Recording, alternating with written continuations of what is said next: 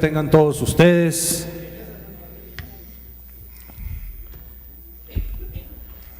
En nombre de los magistrados que integramos el Pleno del Tribunal Estatal Electoral, del magistrado Jaques Adrián Jaques Flores, del magistrado Julio César Merino, del magistrado Yuri Zapata, del magistrado Ramírez, les damos la más cordial de las bienvenidas a la Casa de la Democracia en el estado de Chihuahua, lugar donde se llevará a cabo la segunda sesión del Seminario de Actualización Electoral 2016-2017 con el tema El Federalismo en México, mismo que será impartido por el maestro, casi doctor, César Jauregui Robles. Le digo que casi porque andamos en las mismas, nomás nos falta presentar el examen, entonces ahí andamos. Secretario General de Gobierno, a quien saludo y con respeto agradezco su presencia y les pido un fuerte aplauso, por favor. Muchas gracias.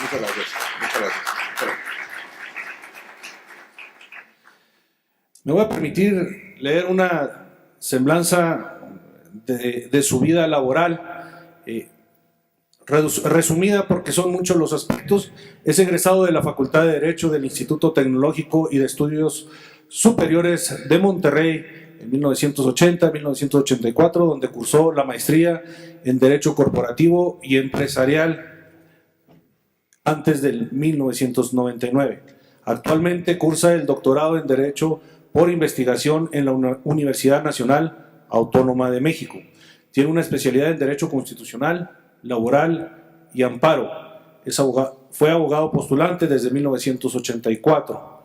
Profesor de Derecho Constitucional, Laboral y Teoría del Estado en el Instituto Tecnológico y de Estudios Superiores de Monterrey, Campus Chihuahua, y director jurídico del municipio de Chihuahua.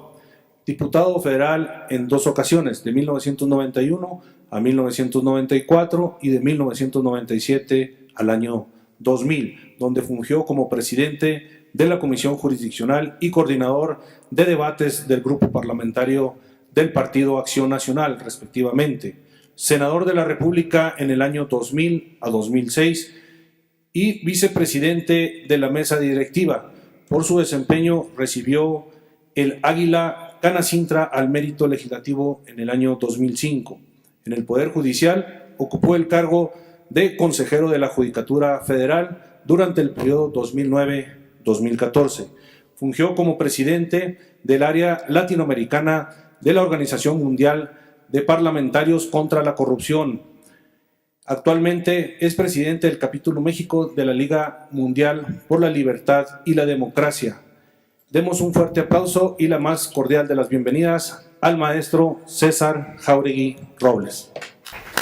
Muchas gracias. Muchas gracias. Muy buenos días. Les agradezco mucho el interés y desde luego el aplauso. Me hubiera gustado que fuera al final porque después tal vez no me lo merezca. Hablar del federalismo en México es un tema muy recurrente, no es una situación novedosa ni inédita, y sin embargo siempre a los inicios de cada gobierno, llámese federal o estatal, pues siempre sale a la palestra este tema del federalismo, y sale sobre todo por consideraciones que tienen que ver por situaciones de inequidad o de mal funcionamiento de nuestro sistema de competencias. Fundamentalmente podemos reconocer que se han hecho esfuerzos por generar una autonomía y una soberanía real de los estados. Sin embargo, si analizamos la realidad, y habrá que verla a la luz, desde luego estando en la Casa de la Democracia, como bien lo dijo el magistrado, pues a la luz de los ordenamientos políticos, pero también de los ordenamientos jurídicos y qué decir de los sociales, económicos y culturales. Porque el federalismo en México ha sido una entelequia que realmente no ha funcionado.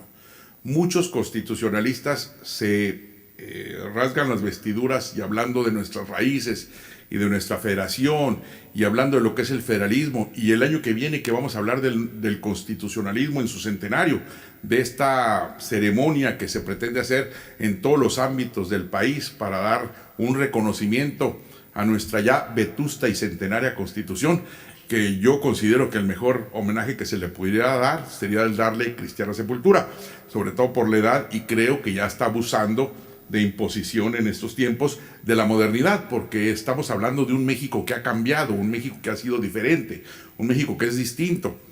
El gobernador Corral recientemente en una reunión de la CONAGO expresó este tipo de consideraciones, sobre todo hablando de las inequidades que se viven en el país y cómo la federación ha estado ausente en los momentos más difíciles en los que un estado como Chihuahua lo requiere.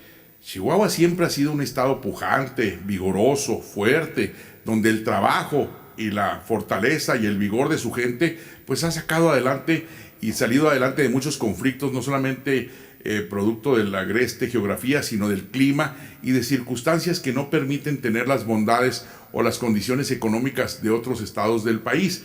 Y sin embargo el carácter recio de la gente es lo que ha sacado adelante, y no obstante ello no ha habido un reconocimiento como hoy en día cuando se requiere la federación para sacar adelante de los problemas que el estado resiente. Y por lo tanto entonces hablar de la federación, y vuelvo a decir lo que es una entelequia, porque tendremos que reconocer que en nuestros orígenes la federación no ha existido. Si hacemos un repaso histórico brevemente de lo que es nuestra realidad nacional, pues vamos a entender que 500 años que tuvimos de caudillaje azteca en la existencia de pueblos indígenas, más o menos con cierta supervivencia, no permitían realmente que se diera una posición de reconocimiento de instancias o de ínsulas en las diversas partes del país. Luego tuvimos 300 años de colonia española, y durante esos 300 años de virreinato español, pues no hay que olvidar que siempre hubo una imposición muy centralista, a pesar de que había los reconocimientos de las capitanías, de las instancias locales. Los virreyes eran impositivos. Había expresiones en aquel entonces como, bueno, hubo varios, con el marqués de Revillagigedo, que desde luego fue muy buen gobernante de la Ciudad de México, pero hubo otros como el marqués de Croix, que cuando alguien cuestionaba su forma de hacer política o la forma de distribuir los recursos, respondía con una frase muy sacramental que decía: sépanlo bien de ahora y para lo venidero, los súbditos del monarca que ocupa el gran trono de las Españas, que a vosotros solo les es dado callar y obedecer, y no andarse entrometiendo en los altos asuntos del gobierno. Bueno, pues esta respuesta es la respuesta que se le dio a Chihuahua ahora que pidió ayuda para contestar y hacer frente a muchos de los compromisos, con otras expresiones, pero realmente es el mismo sentido. No hay una instancia de colaboración, no tenemos una federación realmente al servicio de los estados. Iba a hacer referencia histórica, pero recuerdo otra expresión: me corto la cabeza si en este recinto alguno de los presentes conoce el significado de la palabreja esa llamada federalismo. Fueron las palabras de Fray Servando Teresa de Mier en 1824, cuando discutía con Miguel Ramos Arizpe el sistema de gobierno que necesitaba el país. No hay que olvidar que habiendo tenido estos 500 años de colonizaje indígena, otros 300 de colonizaje español, teníamos en 1822 un imperio con Agustín de Iturbide, y estábamos transitando hacia nuevos esquemas de gobierno, nuevas formas de establecerse el gobierno. Claro que hoy en día hablar de lo que es la federación, este sistema de competencias o la ficción jurídica que los norteamericanos inventaron para que 13 colonias se cohesionaran entre sí y tuvieran un ente regulador, un vértice, que en México fue totalmente a la inversa, porque los estados cohesionados como estaban, la federación que se inventó pues fue la que se sobrepuso sobre todas ellas. Por eso, al hablar de la Constitución, en aquel entonces se establecieron como régimen de gobierno, pues ¿cuál? Una república representativa, democrática y federal. Bueno, ahora ya la nueva Constitución ya dice que es laica también. Somos un estado laico, parece nombre de perrito, pero somos estado laico.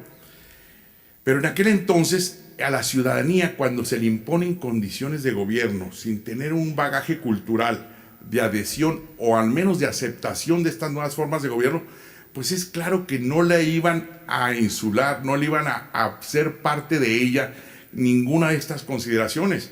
De hecho, debo de recordar, ahora que estábamos hablando de las notas y los medios de comunicación, que en aquel entonces había un periódico que se llamaba La Jeringa de la época.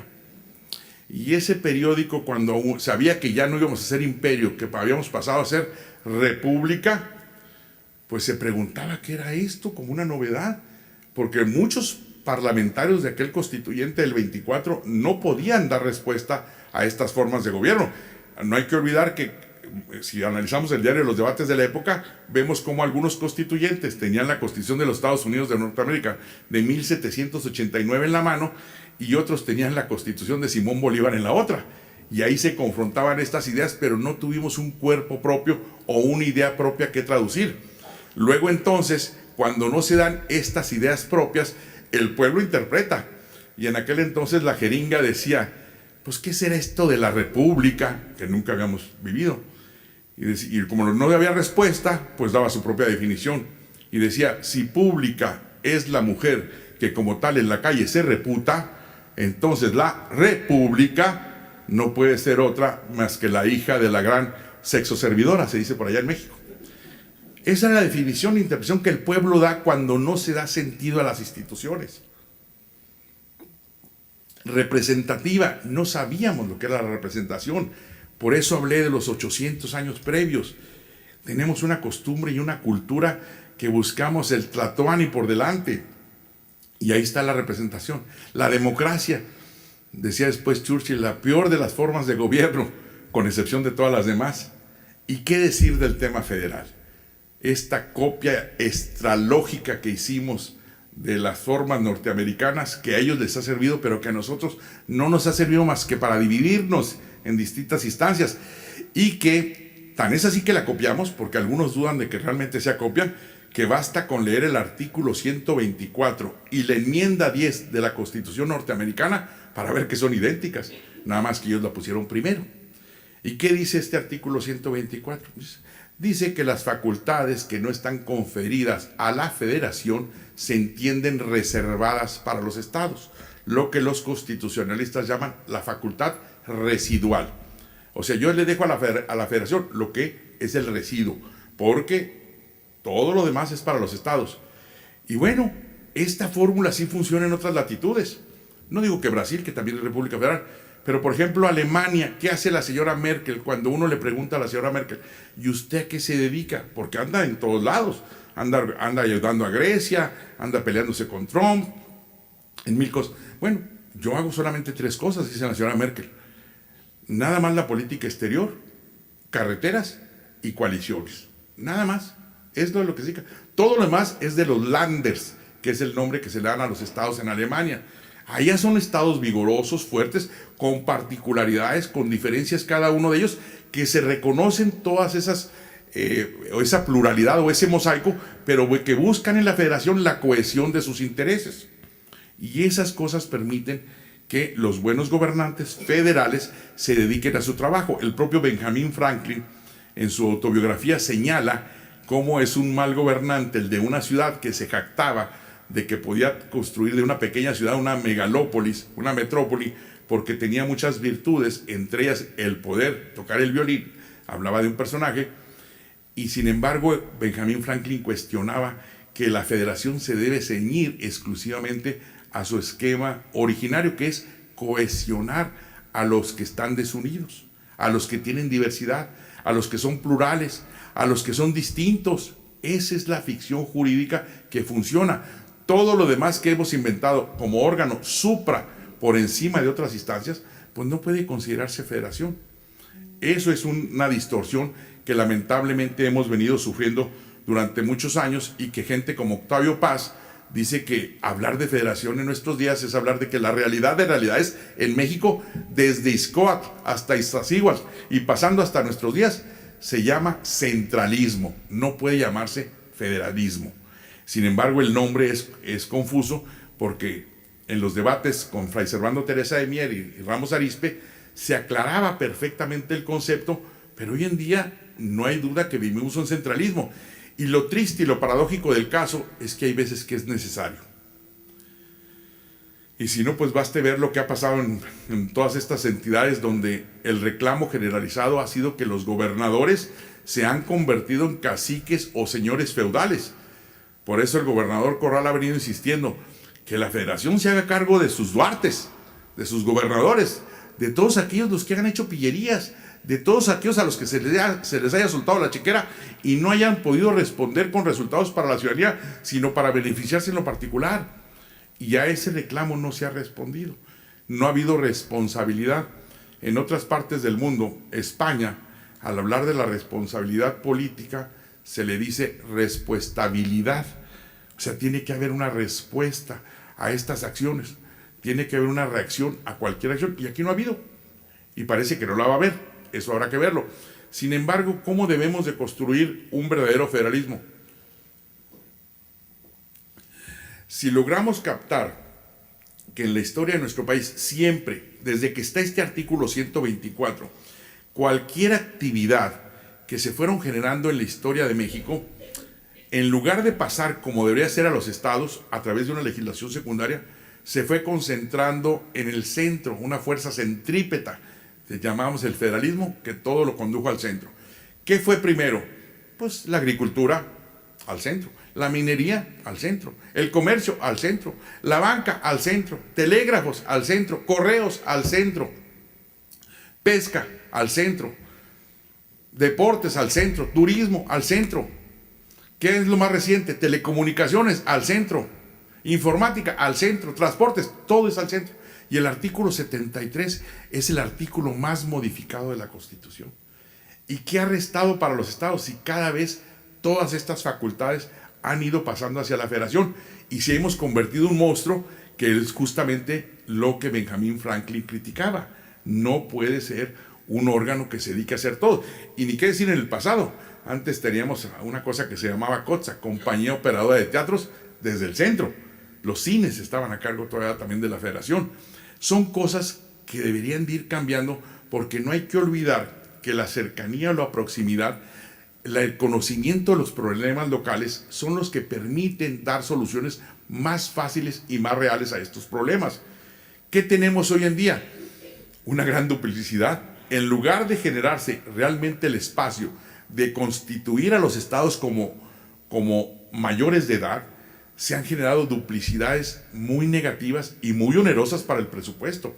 Ahí tenemos áreas como desarrollo social, turismo, ganadería, fomento económico, todas con su duplicado correspondiente en distintas áreas, porque no hay la confianza en los estados. ¿Qué se hizo cuando Carlos Salinas de Gortari quiso pasar el tema? Bueno, anteriormente sí lo pasó, el tema de educación. Lamentablemente, salud y educación, un gobernador en Tlaxcala lo primero que hizo fue renegar y devolvió salud. Dijo, yo no me puedo hacer cargo de esta función. Y ahí empezaron los problemas. Y en educación no se descentralizó, se desconcentró.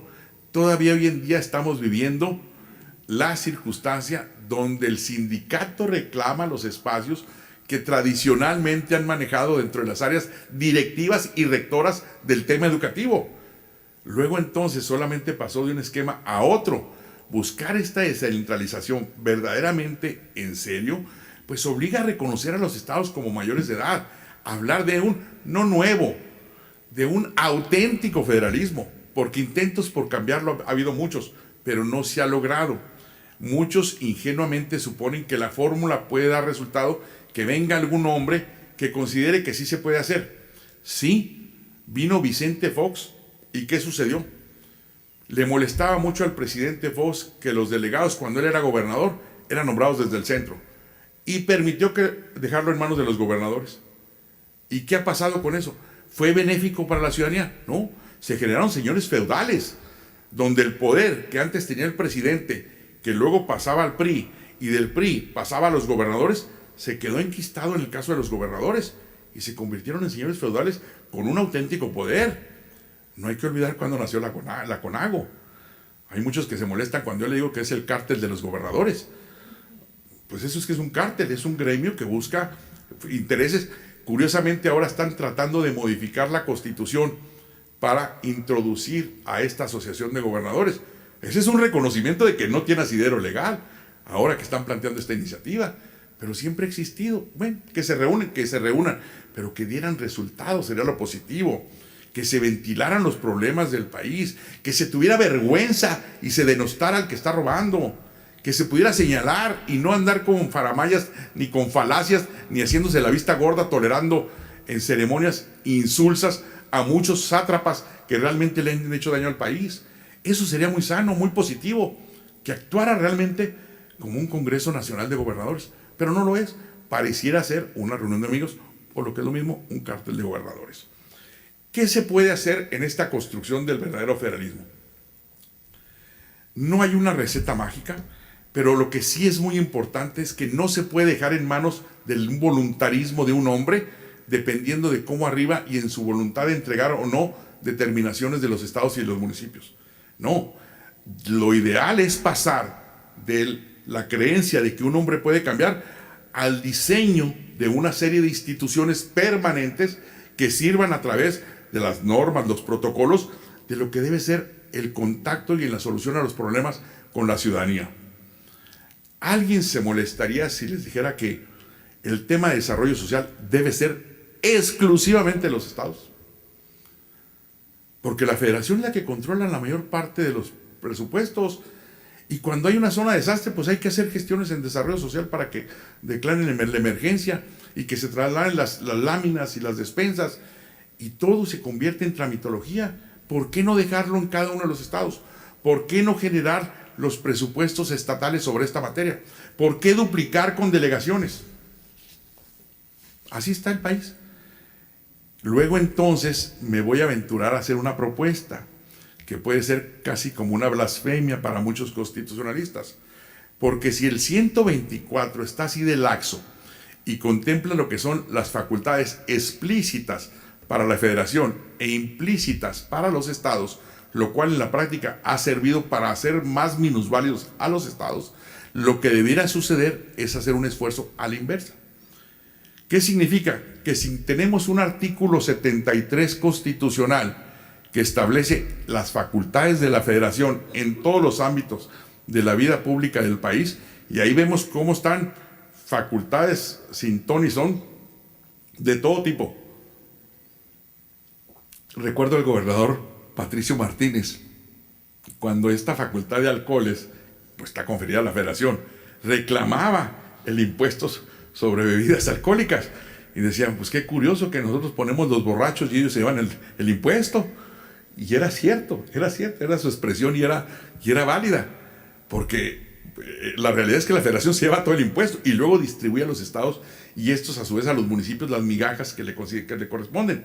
Entonces tenemos un estado federación obesa que realmente no tiene la capacidad para dar respuesta a los problemas locales, y lo que deberíamos hacer es trasladar muchas de las respuestas o darles la instancia de solución a la localía. Que tenemos el problema del amateurismo, ciertamente, pero si se traslada más tiempo en darles estas facultades a los estados para que funcionen, más tiempo se va a hacer retardado porque los órganos se atrofian. Si uno no se ejercita, pues se atrofian el músculo y es más difícil el andar. Luego entonces hay que ir ejercitando la función o la facultad de gobierno. ¿Y qué debemos de hacer? La lista. Y esa es la crítica que muchos pueden hacer, porque cuando se hace una lista, se corre el riesgo de que uno ponga funciones y se dejen otras de lado, o se omitan unas y se olviden otras. Pero el ejercicio vale la pena hacerlo, a mi consideración. El 73 tiene sus facultades, los municipios tienen sus facultades plenamente consideradas. Hay que olvidar que el 115 dice claramente mercados, panteones, alumbrado público, pavimento, jardinería, de desarrollo comunitario, en fin, dispensarios médicos, y ahí está todo el catálogo. ¿Y los estados qué hacen? Pues el 124 se dice como respuesta. Entonces, a mi consideración, la propuesta debe ser muy sencilla. Hacer un catálogo ahí en el 124. ¿Cómo empezaría este catálogo? En primer lugar, reconociendo lo que es exclusivo de la federación, lo mínimo. ¿Qué hace la federación? Pues la política exterior, la atención a los migrantes, ahora tan emproblemados que probablemente se genere un problema, y que debemos de otorgar a la federación todas las facilidades para que se aboque a atender este problema que se nos viene encima si no le ponemos atención, y no andar generando solamente reuniones de cortesías cuando alguien nos ha insultado y abofeteado. Pero sin embargo, eso no se tiene porque tiene otras muchas atribuciones que no le permiten atender esta problemática. La banca también pudiera ser el control de la banca. En fin, consideraciones que tienen que ver exclusivamente con la función que sí nos atañe a todos y que se puede controlar desde el centro. Pero luego tendría que venir un apartado que establezca cuáles son las facultades donde legisla la federación, pero lo operan los estados. Y algunos consideran esto como no debería ser. Claro que ya existe. Claro, agricultura, desarrollo forestal, desarrollo económico, deporte, turismo. Sí, puede haber normas generales, normas federales que se consideren, pero que lo operen los estados. Y alguien dice, no se puede. Claro que se puede. A ver, no hay una ley federal del trabajo y no hay juntas locales de conciliación y arbitraje. Bueno, pues vamos haciendo los esquemas que funcionen. Hay que generar la posibilidad de que los estados desarrollen, pero que se desarrollen de verdad con ánimo de crecer, ánimo de superar, ánimo de mejoría. Hay cosas que los estados hacen que la federación no se atreve a realizar. Yo recuerdo que alguien, cuando criticaba mucho al Consejo de la Judicatura, más que nada por desconocimiento, y decía, no, esas bodas extranjeras, en el 2009, cuando yo conocí cuando tuve ese ingreso al Consejo de la Judicatura, y sin embargo, si bien es cierto que se generaron en Francia, en España, en aquel entonces había 44 consejos, hoy hay más de 70 a nivel mundial de la Judicatura, pues en México había 2 estados que ya tenían Consejo de la Judicatura, Sinaloa y Coahuila. O sea, para no decirlo más. Y si hablamos de otras formas de donde los estados superan, la credencial para votar con fotografía no fue federal en un principio. La primera que la tuvo fue Baja California. Entonces los estados tienen ímpetus, anhelos, que deberían de tener, no es las limitantes, sino la posibilidad de generar insumos para el crecimiento y mejorar las condiciones de la gente. Ese debería ser el reto. Y sí, la federación que interviniera en cuanto hay los recursos federales o los ingresos, y que no estorbaran el trabajo de los estados, sería lo más importante, porque tiene sus facultades muy bien limitadas. Luego debería haber lo que se llaman las facultades, pues este tipo de cosas concurrentes, porque en las facultades concurrentes sí puede haber la colaboración. Alguien decía, el INAH, cuando alguna vez hicimos una propuesta de este tipo, los antropólogos se molestaron, porque en una plática en Veracruz consideraban sacrilegio que el Tajín, la zona del Tajín, que es muy importante turísticamente y arqueológicamente, pudiera ser vigilada y cuidada por seguridad pública estatal y no por ellos. Pero si ellos no tenían recursos ni presupuesto y tenían en abandono la zona del Tajín, ¿en qué incomoda que el Estado se preocupe por sus bienes arqueológicos históricos? Pues son facultades concurrentes. ¿Nos interesa que le vaya bien? Sí, a todos. Y no debería haber ningún problema. La colaboración debería ser la característica de nuestro federalismo. ¿Cómo le deberíamos llevar al nuevo federalismo mexicano? Federalismo por colaboración, porque todo aquel que quiera contribuir debería de sumarse y no deberían ser las fronteras jurisdiccionales las que nos inhiban de participar. Miren, hay un dato muy interesante ahorita que tenemos el problema de la seguridad. Hay gente que cuestiona si el ejército debe de intervenir o no en cuestiones de seguridad. No hay una ley que lo contemple. Ya el presidente Peña Nieto está buscando que se modifique el cuerpo legal precisamente para dar cabida en las funciones de vigilancia al ejército. Sin embargo, ya en varios estados, y Chihuahua no es la excepción, operan lo que se llaman las BOMS, las bases de operaciones mixtas, y van encabezadas por 20 elementos del ejército. Luego van 2 patrullas federales, y luego van 2 patrullas estatales, y luego va una patrulla municipal, en lo que yo considero que es un gran esfuerzo de colaboración. Yo no tenía conocimiento hasta hace poco de estas bases de operaciones mixtas, y conocí la de Ciudad Juárez. En Ciudad Juárez ya hay 3. ¿Y qué sentido tienen estas bases de operaciones mixtas? Porque mucha gente pudiera decir, molestan, son muy visibles, son muy ostentosas, muy rígidas, los militares son muy rígidos. Sin embargo, solamente para ver el dato estadístico que me proporcionaron a mí, el mes de octubre pasado fue un mes muy violento donde se generaron 89 ejecuciones en Ciudad Juárez, lo cual estadísticamente nos vuelve a colocar en los mismos márgenes de octubre del 2015. situaciones donde ya venía el Estado a la baja. A nivel federal se dio el mismo fenómeno desde febrero, según las estadísticas que nos proporcionaron. Sin embargo, el reto es contener. ¿Cómo contiene uno? Pues con toda la fuerza, no nada más con a quien le corresponde por ser el primer respondiente ante el crimen organizado, sino con toda la colaboración posible. Y les debo decir que con satisfacción me mostraron números que en el mes de octubre ya bajó, el mes de noviembre ya bajó a 34 los homicidios en Ciudad Juárez. Y eso habla de que sí hubo un esfuerzo por contener el crimen organizado. Debemos de seguir en este esfuerzo, todo lo que sea mejoría, y por eso hablamos de que el diseño debe ser por colaboración, porque hablamos de que debe ser anclado en la realidad. Nuestras normas, decía el propio Octavio Paz, son un verdadero portento de lucidez y de imaginación que dejarían muertos de envidia parlamentarios de otros países por la claridad y lo poético de lo que las normas desarrollan en sus contenidos. Sin embargo, tienen mucho de diferencia que verse con la realidad. Y no estaba ausente de razón.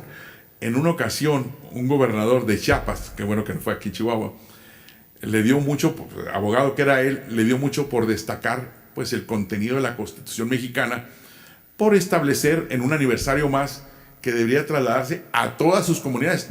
Igual que en Venezuela, se hizo la Constitución chiquita, muy bonita, y para todos los ciudadanos, como si fueran tortillas, una para todos.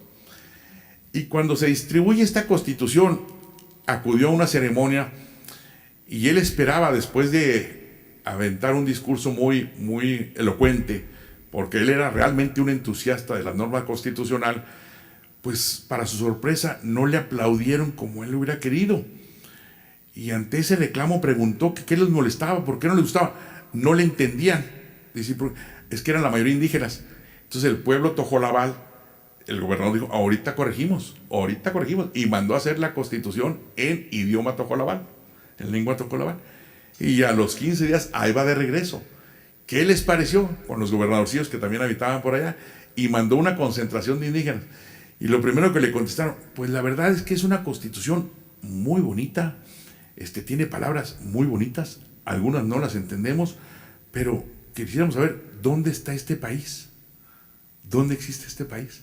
Pues sí, porque la realidad es muy distinta. Entonces, cuando una norma no está anclada con la realidad, está fallando la materia prima, pues es con la que debe trabajar el legislador, no con la idea nada más que no va a anclarse. Y sí, hay que decirlo, el parlamentario debe ser idealista. Pero como bien decía don Efraín González Luna, idealista es la persona que tiene los pies muy bien puestos sobre la tierra para no perder la realidad, que tiene los ojos y las ventanas del alma abiertos a todo linaje de conocimiento, a toda posibilidad de ser, decía él, a todo cúmulo de experiencias, pero que al mismo tiempo tiene una tabla de soluciones y un sistema de valores que es justo porque está anclado en la realidad. Luego entonces, si no van a la realidad, la norma no tiene ningún sentido. Buscar que nuestro federalismo tenga este sentido, ese es el reto, a mi parecer, del México de nuestros días. Chihuahua merece una condición de reconocimiento por ser un estado pujante, que realmente su gente es lo que lo ha sacado adelante, su diseño, su convivencia, sus dificultades, sus obstáculos, y ese reconocimiento pues solamente se da a través de lo que no es uno nuevo, sino debería ser un auténtico federalismo. Yo con esto termino. Muchas gracias.